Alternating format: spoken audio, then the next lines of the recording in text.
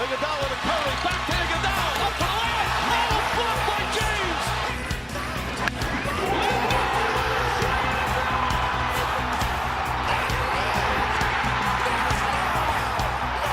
Touchdown with a new shot clock. Oh, great no-look to Zizic, who puts it home. Cleveland! This is for you! Touchdown, Ohio State. And Curry has to back off as James throws it down. Struck him out looking. That's his 10th strikeout of the night. Braxton Miller's loose, spin move! Miller headed for the end zone! Edwin drills it. Deep left. It is gone, and the Indians win it. Smith, alley-oop to James. Wow. He's thinking off initially. He's going to take a shot. Has some air under it. Has his man Kaiser. Perfectly thrown pass to Gordon. Touchdown, Cleveland.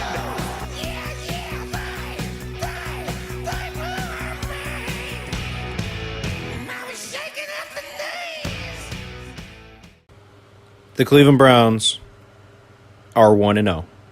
Welcome on into a brand new edition of the Real Sports Talk Show as we get you ready for Game 2 of the preseason this Friday. We will also be reviewing what happened in New York, and then we will also be getting into the second episode of Hard Knocks, as that will be airing on Tuesday at 10 o'clock on HBO. But first, the Cleveland Browns, for the first time in the last 17 games, even though it did not actually matter, have won a football game. And they pulled that one out in New York over the weekend on a 20-10 win over the New York Football Giants. It was kind of cool to see Rosser, as Rosser's joining me in on the good old co-host seat. Yeah, it was good. Obviously, it's such a long wait. Not just since the end of the regular season, but since the end of the draft. We've just been dying to see these new acquisitions through the draft and through free agency. When you don't win a game, your offseason is 1,000 times longer than anybody else in the NFL. Yeah, for sure. But enough filler. Let's just get right into the meat and potatoes of this game, how everything exactly looked. Obviously, we knew going in that the first team offense was probably going to get one, maybe two drives max, and Tyrod Taylor did not exactly disappoint, I would say. When you go 5 for 5, 99 yards and a touchdown, that's good for pretty much a perfect passer rating in my book. Otherwise, the first team offense didn't look too impressive. Carlos Hyde only got one carry, only a couple targets each for Jarvis Landry and Rashard Higgins. Landry got pulled from the game because he got the first drive, and it was kind of funny because Dustin Fox and good old Bernie Kosar were doing the sideline casting. And Bernie and them, they were talking about when they were riding to the stadium on the buses, Bernie snuck onto the first bus with all the players, mostly all the starters and stuff. And he said Jarvis Landry and Tyrod Taylor were sitting next to each other. So he sat down and he started talking with them and stuff. And he said, you only get one first play as a Cleveland Brown. And he said, you might as well make it great. And Tyrod said, well, what would you do? And he said, if it was me calling that first play, I'd go deep. He's like, you got to go deep. And what did they do first play? Tyrod Taylor went deep to Jarvis Landry. Jarvis Landry adjusted the ball, made a phenomenal catch, and then goes out of bounds for like a 39-yarder. It was 32 yards. 32-yarder. It was awesome. It was awesome because it was funny, too, because one of the things you don't see and one of the things you always hear people talking about with Tyrod Taylor is he never goes deep.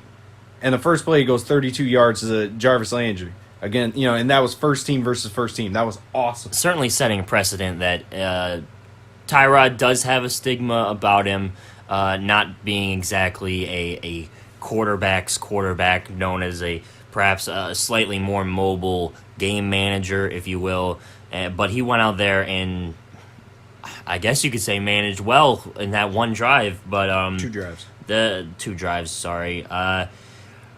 But the majority of the game was played at quarterback by Baker Mayfield. We have to talk about that. 11 for 20, 212 yards, 2 touchdowns, no picks. Only sacked the 1 time.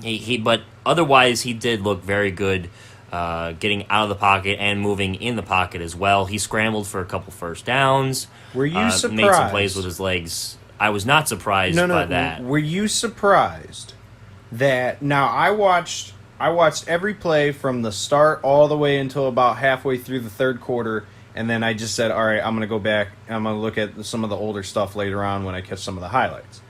And one of the things that really struck me was Baker had a pretty good second quarter. He had a pretty good second quarter. But his third quarter, his second half, he tore it up. He looked really, really good. But were you surprised that they did not unleash him in the 2-minute drill? I was sitting here begging the whole time. I'm watching the clock, trying to see if the Browns get the ball back. They get the ball back. They had about 2:30, and everyone's all right. Is Baker getting the 2-minute drill? Is he getting the 2-minute drill? They ran a normal offense. They handed it off a couple times, and then they even punted. Were you surprised? Do you think that Baker's maybe not ready? Do you think he is ready, and they just didn't want to unleash it? Because if you give him a 2-minute drill in week 1 of the preseason, and you're already saying that Tyrod's your quarterback, but he looks good in that 2-minute offense, you're going to have people talking. Yeah, in that respect of wanting to see what he can do, I am surprised. But you bring up that good point towards the end of what you were saying, in that you don't want to create too much controversy. You still want Tyrod to be your starter, your guy, at least for, let's say at the very least, the first half of the season. See how he does, see how his market value plays. Did we overpay? Did we underpay in that trade for him? But still, you wait all this time. You draft Baker number 1 overall. You do want to see what he's capable of on a football field, and to not give him that opportunity, for Hugh to stick with a more conservative game plan towards the end of that first half. That wasn't him. I should say Todd Haley now. I'm so used to Hugh being the one actually calling the plays, but now we actually have an offensive coordinator. It's... What was his biggest throw that you think? Like, what was the play or the throw? It even could even be the one... There's 3 in my head right now, and that was the touchdown pass to Njoku, and I'll get into that one in a second. Then there was the throwaway to to Callaway, that everybody thought he was throwing it away, and then Callaway makes this diving catch on the sideline, toe taps. And then there was the touchdown to Callaway. Which one, or maybe there was another one that you thought of, but what was your, man, this is Baker Mayfield stepping in? Because as soon as he stepped on the field, I already forgot about who he was. I forgot about Johnny. I saw a guy who was ready, and I also, one of the biggest things I saw was a guy who did not look short. Yeah, no, he definitely didn't play to his size, so to speak. He played bigger than he was from not only a physical stature standpoint, but also being his first ever preseason game. He looked good in those throws. I like the Callaway touchdown was nice, but I feel like that was more of a play on Callaway himself. What? Yeah, it was a good throw. He put it only where his guy could get it. Correct, but he still had to make the guys miss and run the extra 30, 35 yards or so. I was the Callaway sideline throw and the Njoku touchdown, I feel were better throws. The Njoku throw, maybe not so much. Maybe you put it up a little bit higher. I thought that was my number 1 throw from him was the Njoku. And that was not even the throw. That was because it takes a grown man to make a play like that, because that's not just, oh, well, I got Njoku going. That is a read. You are reading the defensive back to see if he has his back to you. So Baker read it, saw that Njoku was going to be open because the defender had his back to him. Baker put it only where he was going to get it. Touchdown Browns. Baker looked awesome. Oh, yeah, you could see on the play itself, he was standing in the pocket, still, bouncing, moving his feet. He was going through his progressions, and he ended up hitting Joku after sitting in the pocket for a couple seconds. That Callaway throw on the sideline was great. I want to say almost as impressed with his mobility and his awareness situationally. His down the field vision never went away. No, it didn't. And the couple plays where he was able to scamper for extra yards, one of which was a first down in the red zone to set up that, I believe it was to set up that Njoku touchdown. It was. Yeah, it's just overall great to see what he was capable of. But here's where we get into the negative, because we have to talk about the running attack.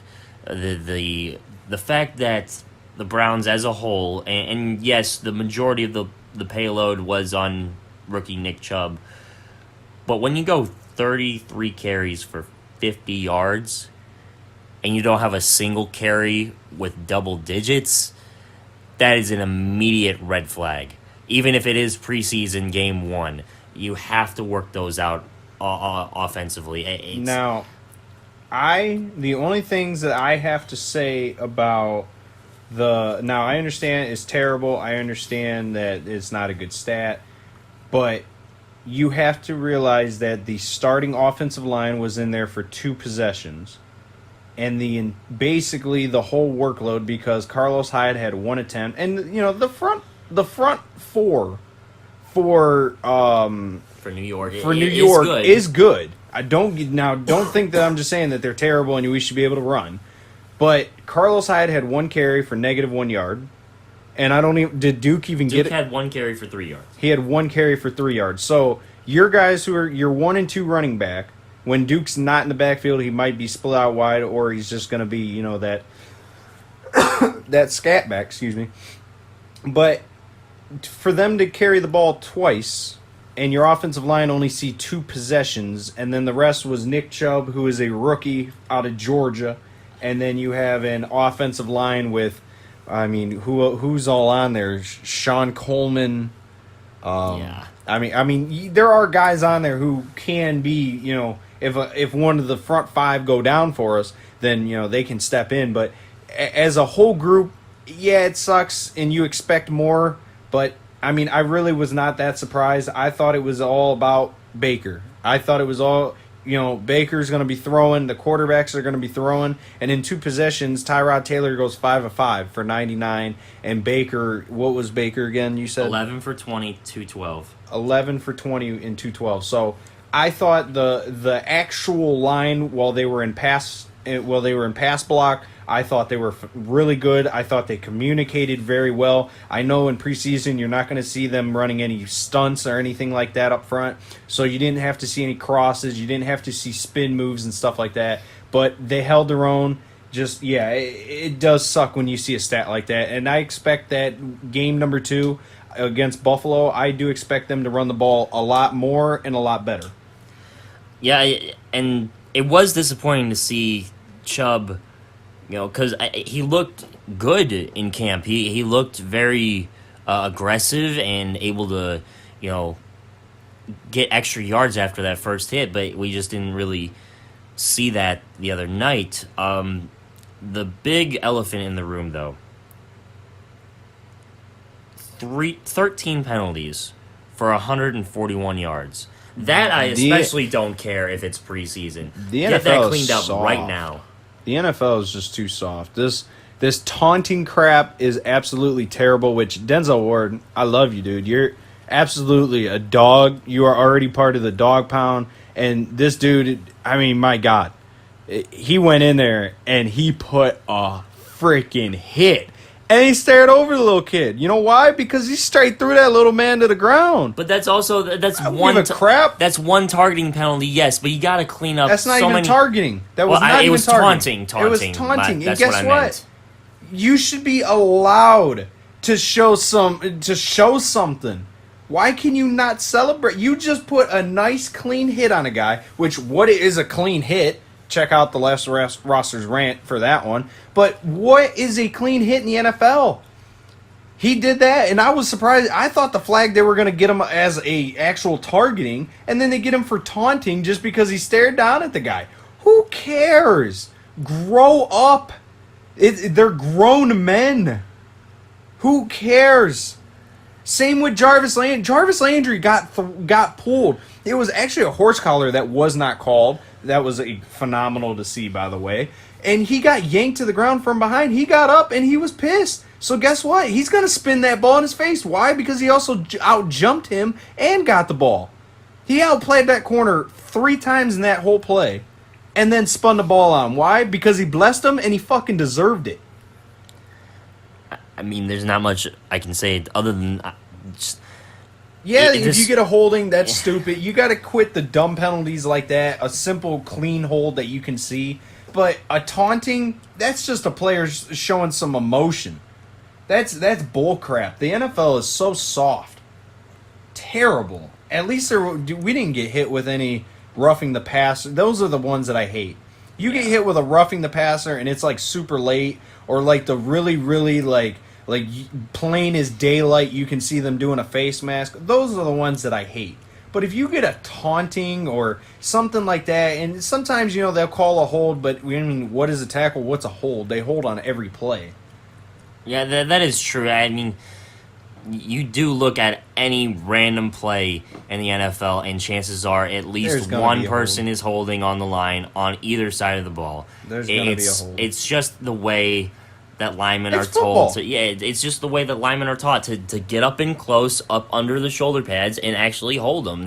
It's when the jersey gets pulled out to the side, you're out on the shoulders. You see a guy throwing his arms out trying to get the call. Mm-hmm. Yeah, it's crap. But it's a part of the game, unfortunately, and so is the everything's part of the game, but it's just sometimes they try to take too much control, and I've seen that in some other sports too. And just play the sport, get paid, go home. And to be fair, this is also put on a good show. To be fair, this is also the preseason for the officials as well. Several rule changes that have to be ironed out. Not just with the helmet rule, but the catch rule, making sure that kickoffs are enforced better. What do you think about that? You can't take... remember when you do the kickoff, the kicking team would get that little head start. They'd get that down, that downhill going. They'd start going down the field. And they got rid of that, too, because they said guys were coming down the field too hard and, getting killed. So well, it was interesting, that's for sure, because I've never seen... even watching, high school and stuff like that, you don't see it. It's just not. It's not practical anymore to have kickoffs in the NFL. I'm on the fringe here. I don't like kickoffs in general. I miss old football. I go back to, I believe it was Greg Schiano, who at the time he was head coach at Rutgers when Eric LeGrand became paralyzed on a kickoff, and he proposed a plan that included having the team, instead of kicking off, starting with a punt.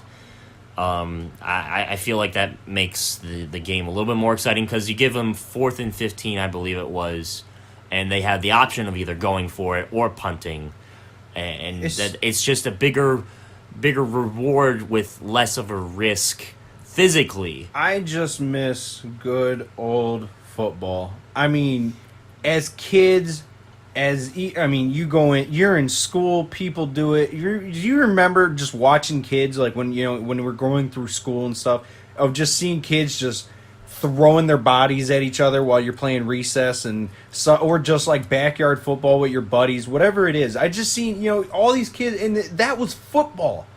And now it's just like you're trying to take away the kickoffs. You're messing with the extra point. You're messing with this. You're messing with that. And it's like, why is it we can't just play the damn sport?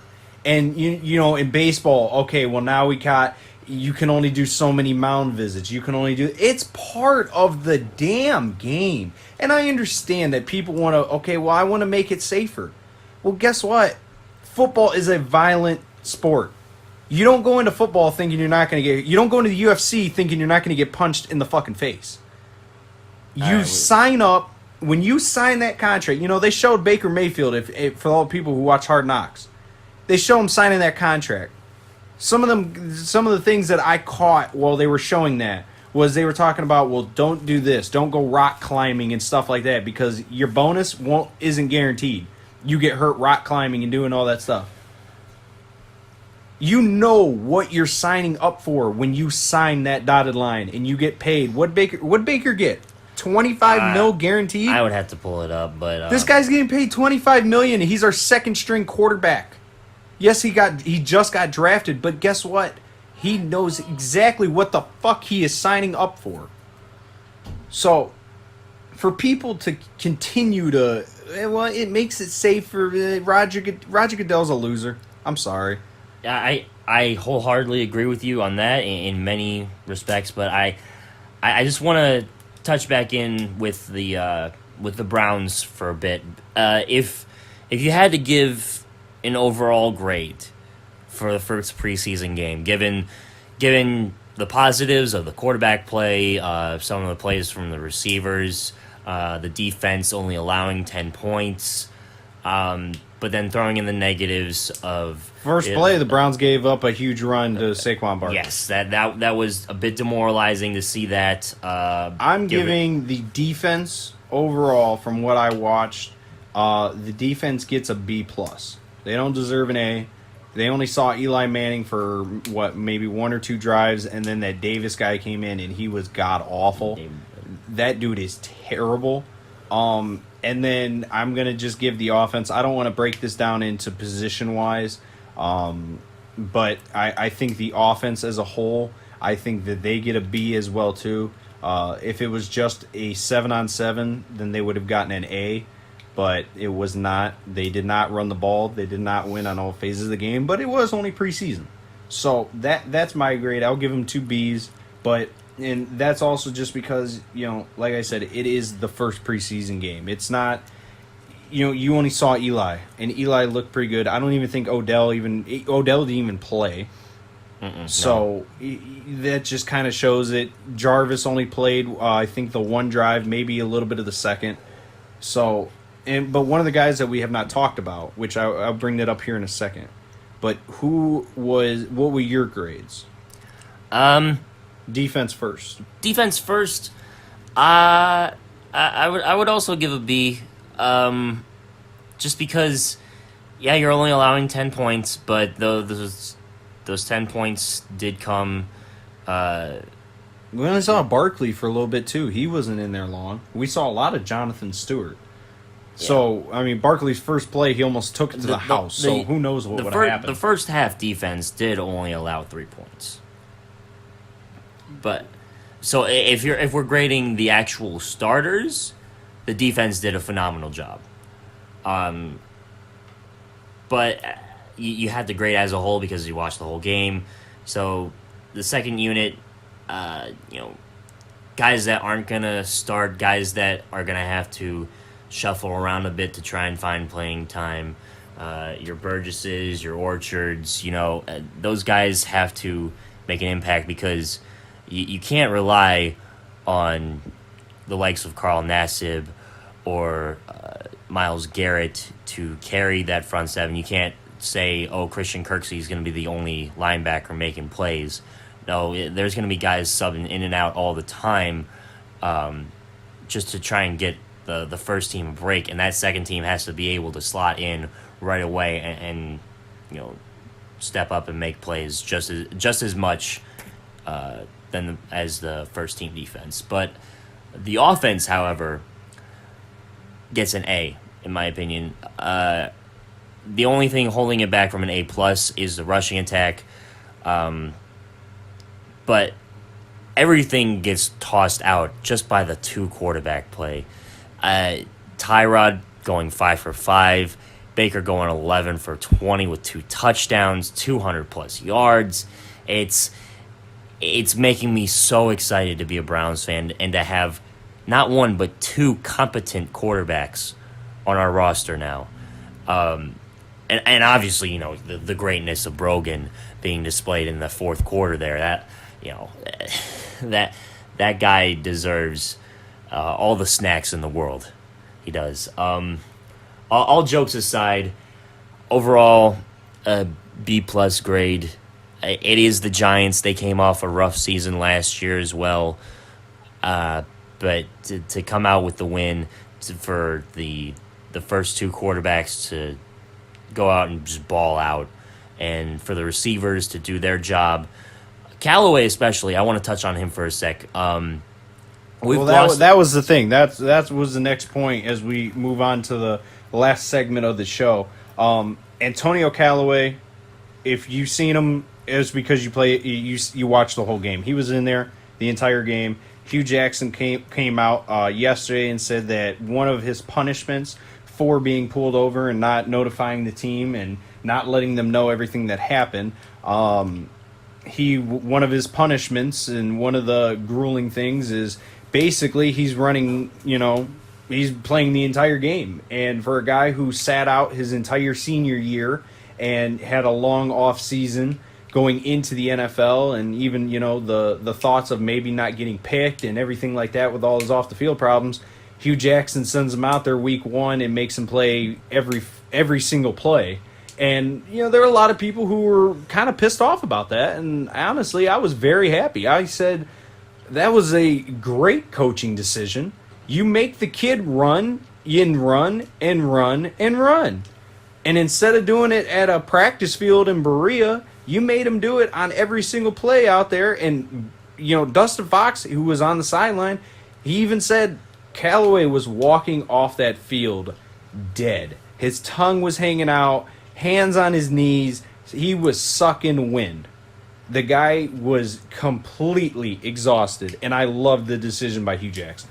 Yeah, I initially didn't quite get it, but when you're having that guy run his full route, knowing that he only ended up with, I believe, 7 targets playing the whole game, 3 catches with that touchdown, to have him just going out there and full sprinting and blocking and him knowing that when he comes off onto that sideline, he has to turn around and he has to see the starters, which he was promoted to.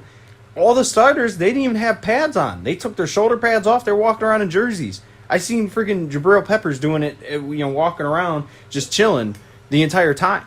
So for him to go off onto the sideline and he sees his other fellow players chilling, drinking up on whatever they, just relaxing. And, he's got to go on there, strap it up, and go in for the next series in the third quarter of a meaningless preseason game. So I thought it was phenomenal. One, it helped him get into game shape. And two, playing football all my life, I know damn well I don't want to be doing extra stuff. I don't want to stay after practice and run sprints. I don't want to stay go and play in a meaningless game and run the entire time. So I think it was a wake-up call for Callaway, and we'll see if he gets it.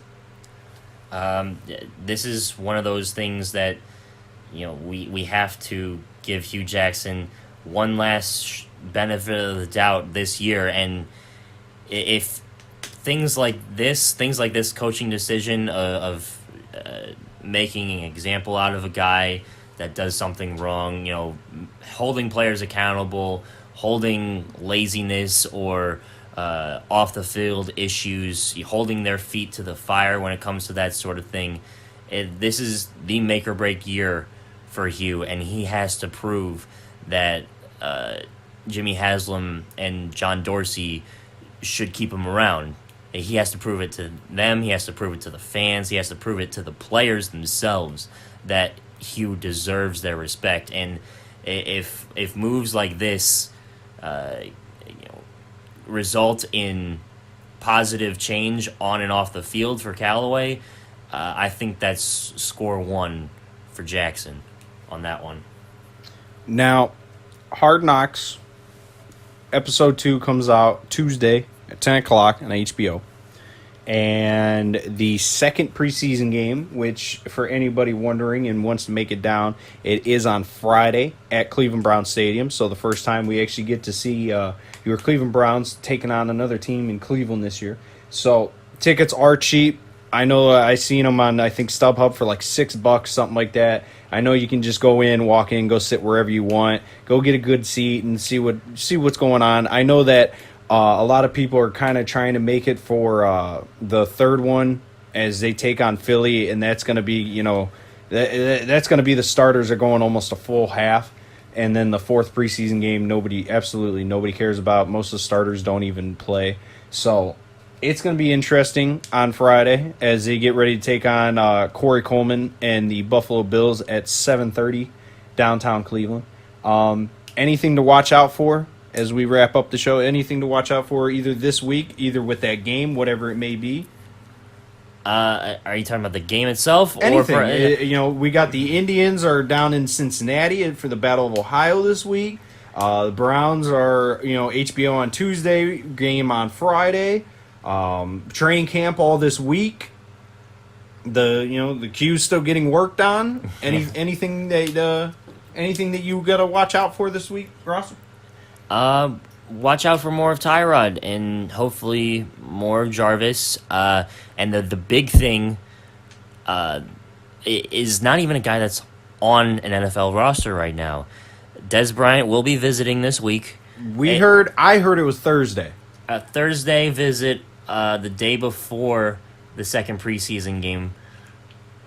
I gotta believe that the odds are good that some sort of deal can be in place. If not even for the Browns. That was Des Bryant. awesome. Des Bryant does deserve to be on an NFL roster, regardless of who it is with.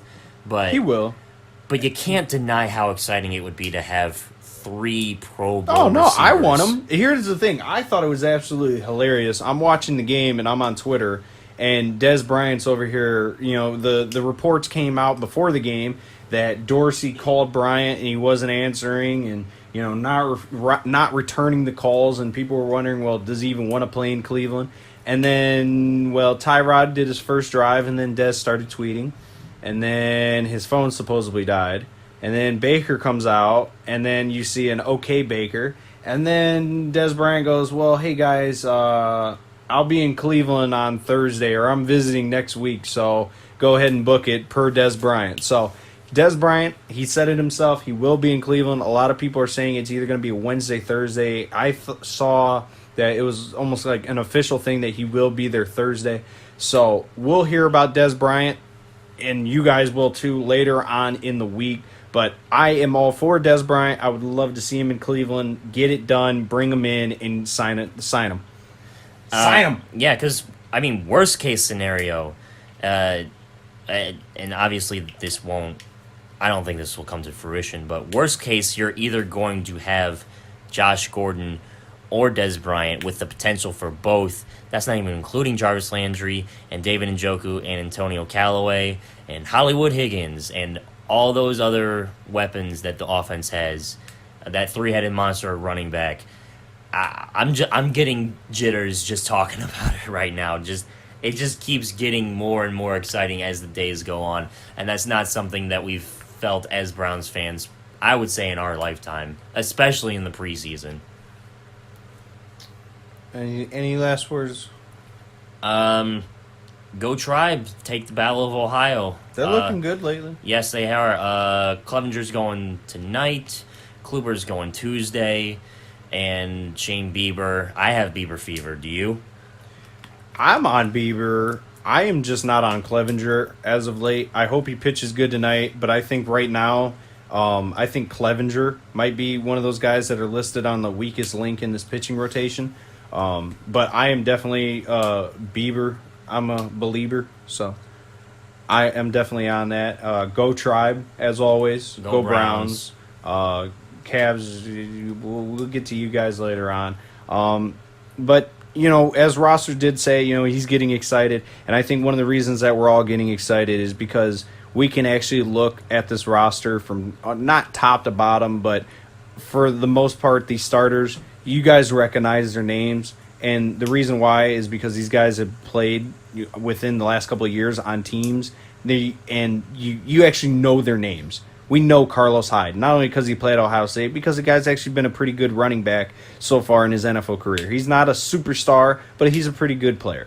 Jarvis Landry, well-known. Tyrod Taylor, well-known. And we finally got guys that we can all say are NFL-proven talent. But will it transition week 1 against Pittsburgh Steelers?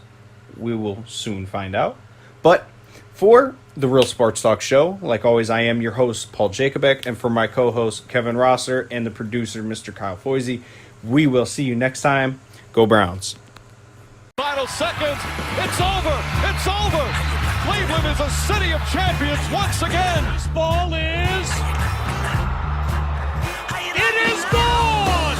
It's a game-winning walk-off two-run home run to left. Here's LeBron James. Catch, fire, ball game! He did it!